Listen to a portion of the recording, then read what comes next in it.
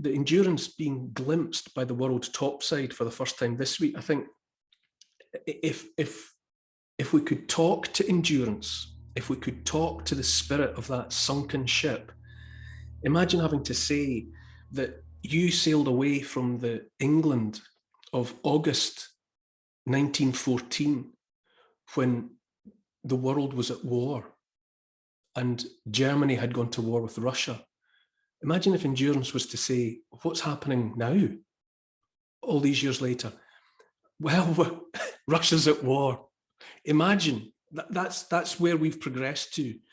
All that while that endurance has sat there on the bottom, through the First World War, through the Second World War, through all the adventures and all the horror of the second half of the 20th century, 9/11, Twin Towers, Iraq, Afghanistan, Saudi Arabia and Yemen, civil war in Syria.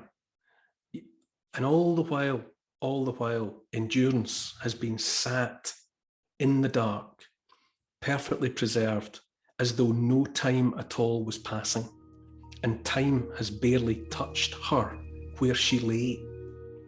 A historical theory, a theory of history that was popularized by the French school, the Annales school.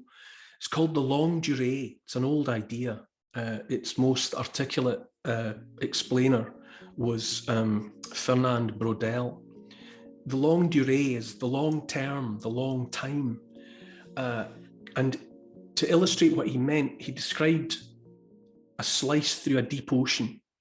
And he said that the froth and the bubbles on the top, the tiniest bubbles, the most ephemeral froth, that's the lives of us.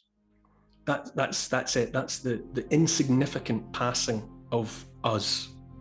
But then down in the deep, down in the dark, on the seabed, where wrecks like endurance lie, down there, it's the impossible to imagine languid movement of time.